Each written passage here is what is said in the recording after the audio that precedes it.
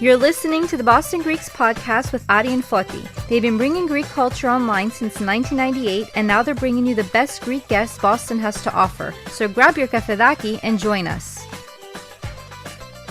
Hey everyone, welcome to another episode of the Boston Greeks podcast. I'm Ari, and with me is my co-host, Proistamenos. Hello, Foti. Also, Ari. And today we have a great episode. We have an amazing guest. Let me turn it over to Foti so he can bring him on, and then we're going to get into a conversation. So thanks for being with us. Foti, what's going on? Oh, just another lovely day, and super excited for our episodes because at Boston Greeks, we actually get to meet new and interesting Greek Americans that are making big strides and impacts in our community. We're celebrating Greek Americans in our local communities that are doing great things with their businesses, maybe their foundations and organizations. But I think it's super important that we have representatives of our faith that are also part of our initiatives. And what better enough to have our guests with us. Let's welcome to the show. Let's bring on Father Alex Orphanos, the Presiding Priest over at St. George's Greek Orthodox Church in Lynn. Hey guys, nice to be here with you. Welcome to the program. Thank you for having me. And thank you for being with us. Awesome. Foti, as you mentioned, we talked to a lot of influential Greeks. I mean, you could correct me if I'm wrong, but is there at this point more influential people than the priests in our Greek Orthodox religion? I feel like the only reason I'm connected to my culture is because of the church and the priests, and so this is very important for us, and we're so happy to have you, Father Alex. Thank you. I appreciate that. So can we just get started briefly with a little bit of history and your path to where you are today? Sure. So my history is I grew up in Boston. I grew up at the Cathedral. My parents were very involved. My father was the Sunday school director for 30 years. I was in the altar from the age of 4. My mother was part of the Greek school PTA, Sunday school, all those things. And even my grandparents were involved. And it was just a part of our life. We made it a part of our life. So our daily week was involving the church once or twice a week, and everything else was extra. So did you feel your path was basically set from back then? Was it ever a question? Was it always in your mind, or when you were little, did you want to be like an astronaut or a fireman or whatever? Well, I had other dreams and aspirations. Wanted to own my own restaurant. Wanted to be an architect at one point. I still dabble in that stuff as a hobby, but and I love to cook and I love to do those things, but. Something was always drawing me to the church, whether it be helping with my dad in the Sunday school, teaching at some point after I graduated high school, even before high school, working with the priest to run youth programs or participate in Goya basketball and other Goya and Joy and other things. It's just something that I enjoyed. And being in the altar, I was in the altar, it's very unusual, but from the age of 4. So, but the clergy that I had growing up nurtured my interest and my want to be in the altar and to serve. And because I had that sense of respect and responsibility, they were able to have me at that age in the altar, holding a small little candle with altar robe that my yaya hemmed for me so that I could fit into one. We just went from there, and I've been in the church ever since. Now, to answer your other question, was it always there? Sure, it was always there. But there was a battle for it through it all to get to where I am today. So I think it's a life you have to choose because. Go ahead. Sorry, when was it 100% a solid confirmation that this is the path you're going to take? Were you like in high school, college? Was it before that? So I think in high school. I was battling with the politics of church and the politics of being in the church, but not really realizing what it meant to be a priest yet because I was still a teenager. Fast forward, I started college my first year. I was at Mount Ida College. That doesn't exist anymore. But I was playing volleyball and just learning business management, business administration. I wasn't happy for some reason. Something wasn't clicking. So I transferred into Hellenic and I started my religious studies degree. While still continuing with business as a minor, and still was fighting that politics of the church. Didn't like it. Couldn't get around the idea of why is that involved in church? It shouldn't be, right? So, finished my degree after transferring to Hellenic, my bachelor's, and I took 3 years off in between my bachelor's and my master's. There's a lot of guys that are, clergy now that went through from bachelor's to master's. It's a 7-year program, sometimes an 8-year program, depending on how you do it. And, that's great to go through from start to finish. I think I needed more world experience and more experience in the corporate world, more experience just learning other things, how people operate, and that kind of helped me get through the political, mindset of the church that happens, and I mean, it makes sense. It gives you a more well-rounded kind of head on your I think that's what I was looking for that's what I was looking for, because I think, well, it's well and good intended that the school, which is wonderful, it's a wonderful school, doesn't give us the opportunity to get well-rounded. You have to go do it yourself. And I think that's what's missing sometimes. And I needed to do that for myself. And I did. And I took 3 years. I helped run the family business. My Uncle Ted, and family have run Dairy Queens for years. I went back and taught at my coached at my alma mater, Catholic Memorial, and coached the entire volleyball program. Thought about going into teaching at that time. I was like, maybe I'll go into teaching and I'll do that in an interim because I'm still fighting that, calling to become a priest. Worked in IT staffing at one point. Never done it before, but I was hiring executives at a high level, right? So it was a cool experience. I got to meet people. And what changed for me and what really hit me was 2013, in April of 2013. This was the turning point, Boston Marathon bombing. And for me, I was there. I was across from the second bomb. I saw the carnage and the things that happened there. And I just said, why am I fighting this call to serve God when all this evil is going on in the world and I have to do something about it? What can I do? I need to stop fighting this call that God is asking me to go on and this journey that he's asking me to go on. So September of that year, I applied, started my master's. 3 years later, graduated, and then went to work in New York, met my wife in that time, and got ordained in 2019. Wow. And here I am today.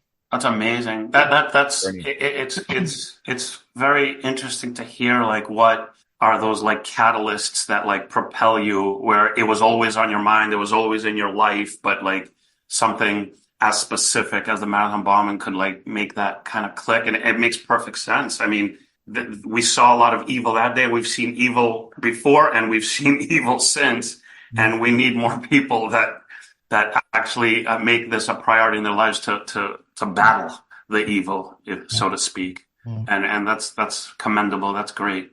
And, Ari, to your point, it's, we always think about, as we get older and the generations go around, like, will they be inspirational individuals that want to continue to carry the torch of our faith as we immerse ourselves into the American culture? And, I use this word loosely, but as we dilute from years to years into the culture, it takes individuals like Father Alex who can carry on the torch of our faith as we continue to live in this society. Well, you bring up an interesting question now that we could pose to Father Alex. So as Foti said, we grew up in the church. We grew up with all Greek friends, or like 99% Greek friends. Foti and I are married to Greeks. So we had this kind of vision. And now as parents, and we're getting older and we've been here a while, we kind of feel like our kids are not getting that kind of same cultural, we take our kids to church, of course, but there aren't that many Greek kids around. There aren't that many Greek kids that they hang out with. What are the chances that they're going to marry a Greek? It seems as years go on, that gets less and less of a chance. Who knows? But you, Father Alex, as the leader of your church and your community, do you see this? Is this a correct assumption? Do you worry about this? Is it something that you kind of have a game plan to try to see like what can be done to kind of keep that community together? Sure. Or is it a lost cause? I mean, I don't know. What are your opinions? So listen, I'm the first to tell you, and I think people that know me know that I love being Greek. I love the fact that I'm Greek. I mean, I'm a third generation Greek and I still can speak the language fluently. I can write it fluently, and not many people third generation can do that. But, there are those that can. Now, having said that, our culture is interesting because, Hellenism is something that can be shared with everyone. It doesn't necessarily mean you have to come of Greek descent, right? So our culture can grow even with interfaith marriages, intercultural marriages, all those things. And I think to an extent that is happening in our church here in St. George. I think it's happening in other places too. But I don't think there's an emphasis on it only because I think people's priorities have changed, and not for the better, unfortunately. I can tell you that, when we were growing up, like our life surrounded the church at one point or another during the week, and now it surrounds sports and everything else, and we've lost that sense of community through our church, whether it be because people just don't have a connection or they've been turned off by a priest or they've been, whatever it may be, they've been turned off by people or the politics like I was at one point in my life. My goal is to mitigate those things, is to take those things that might deter people and show them a different path, show them that there is a way to make church and the community of the church a priority so that you can get that culture, you can get that faith, that faith base, and it should be a priority in your life. I love that you said Hellenism, can welcome everyone, and even if it's interfaith marriages or whatever, like we still welcome them. That's so important, especially today. And I think the bonus of that is that I'm pretty confident in saying that when there's two cultures, Greek almost always dominates. So yeah, bring everybody in because you'll love to hang out with the Greeks and do the Greek thing. And I have some Irish Catholic people that married Greeks. They become Orthodox. They're more involved than their spouses. Yeah, I've seen it, and I agree. Run programs. They're here. They bring their kids to Greek school. I have like 40, 45 adults that want to have an adult Greek class. I'm looking for a teacher to come teach that class because I have like 50 adults that want to come do this. Wow. So that's where I'm at, and it's hard because you got to find these people who's going to do it. Once a week, twice a week. Well, you know what? I think that's a good problem. I'd rather have that problem than not have anybody in these classes. And you're like, where is everybody? But it's a problem, but that's a good problem. Yeah, it's a good problem to have. Yep.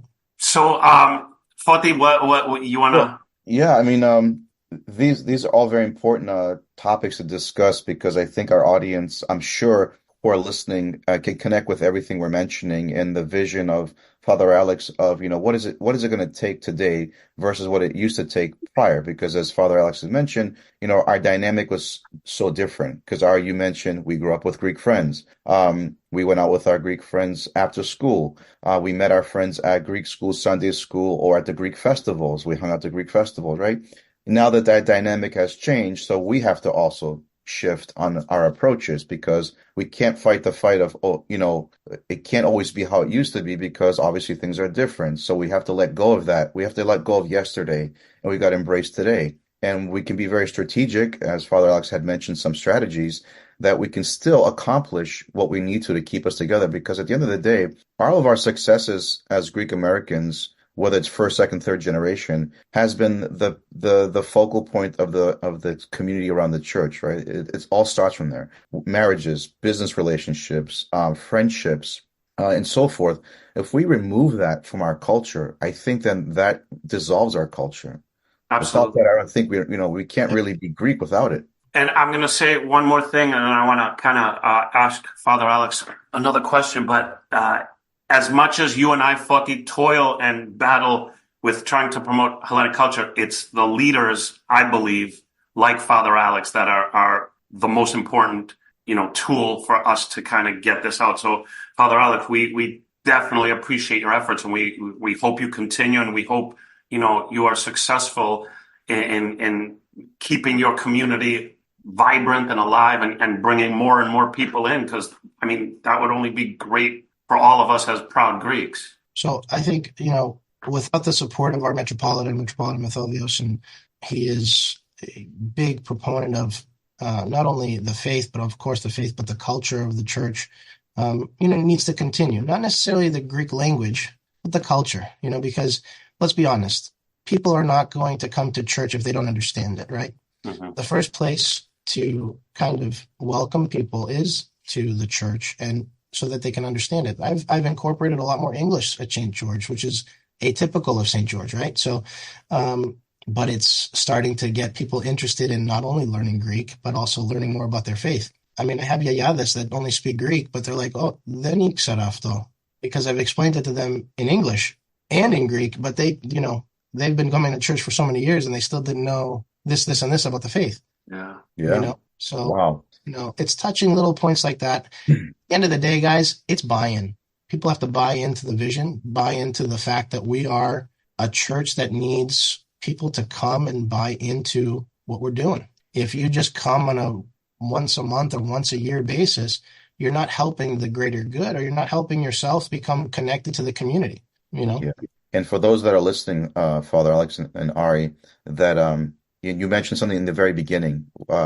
Church is not the priority because our children are involved in so many activities outside of church. So that's the priority at the moment. So maybe if we could take a step back for those that are listening, maybe out of all the activities that our kids are enrolled in, maybe we can make a conscious effort to maybe replace one of those activities with church, so that becomes a part as a starting point. And I think that could possibly make some differences if those that are listening could actually make that initiative. Yeah, Replace one activity. once or twice a month. I mean, it's not hard, guys. It's not hard. I mean, to come to church once or twice a month, to come to an event once or twice a month on top of church, it makes an impact on your kids. Because let's be honest, if I didn't have the faith of the church to fall back on in times of need, in times of struggle, my friends that I played sports with or the things that I did, they're not always going to be there, but the church is always going to be there.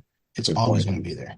Good point. And, I've heard parents tell me about sports, right? This community is almost abusive, because if you're not going to practice or if you're not going to games, you're almost like an outcast.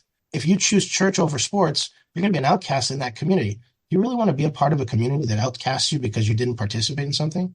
Has the church ever done that to you? No, right? I see people once or twice a year sometimes when I say, hey, it's nice to see you.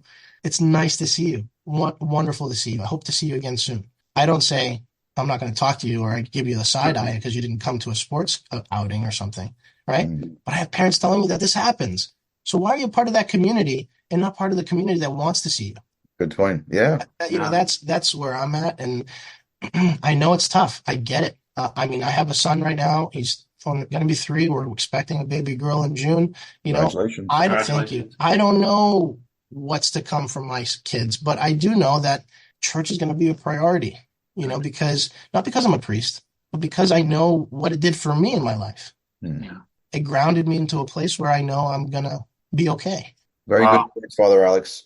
Father, why don't we also mention, maybe can you tell us some things that are happening at St. George's that maybe you want to share with us that our audience can be aware of? Sure. So I came in October of 22. What's this? 24. Yeah. So October 22, I wasn't expecting to be coming to St. George at first, but, out of necessity and need of the Metropolis, I was asked to come here. And I was excited. I was excited at the opportunity. I'm only the 4th priest in over 120 years here. So they have longevity with their priests. I stand on the shoulders of giants. They've done a lot of good here. They've perpetuated the faith in their own way, and they've built on, the people before them. And I plan to do the same. I can say in the last year, things have been going really well. From not having certain ministries that have been dormant for several years, we've now have a ministry for each age group of the church. So, right down from 40 days old to, 100, so we have a ministry for everybody, right? Church services. We've added some services. We've tried to make the services more succinct so that they're not taking forever. And people like that because they're out of church before 11 o'clock, on a Sunday. And they're able to have the rest of their day, and they can't make that an excuse anymore, right? Oh, we're going to be in church for 3 hours. Actually, no, you're not. You're going to be in church for 2 hours from start to finish, and that's with being in coffee hour before 11, So, that's something that we wanted to try and work on. Not that we're mincing anything or we're cutting things out. We're just not dragging it out. It's more organized. So that's something we added.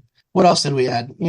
Messaging, trying to get the word out. Social media is a big, useful tool that wasn't being utilized here. Just sharing what we're doing, the good things that we're doing. I mean, if you guys have seen our social media, there's a lot of vibrant events, kids, we're trying to bring people back to the church. It's shown because in the last year, we've increased by 70 new families. Wow. That have never been part of St. George. And that's great. Stewardship-wise, we're up 11%. So over 60 members have increased their stewardship in the last year because they believe in the vision. They believe in the mission of the team. I'm not a miracle worker. I have a great team behind me. I have a great parish council that works with me that really me pustirizone. They're really supporting me to get the work done. And it's a team of volunteers. I'm the guy on the ground working every day, right? But they're working too. And I'm going to people's businesses now. I started this thing called Father Alex on the Road last year.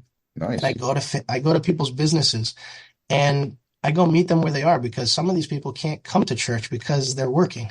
They're hardworking people, pizza places, roast beef places, auto shops, you name it, insurance agents, different things.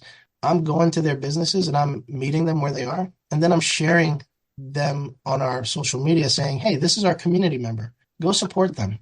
That's great. And we've gotten some great feedback about those things. And I think it's what the priest is supposed to do.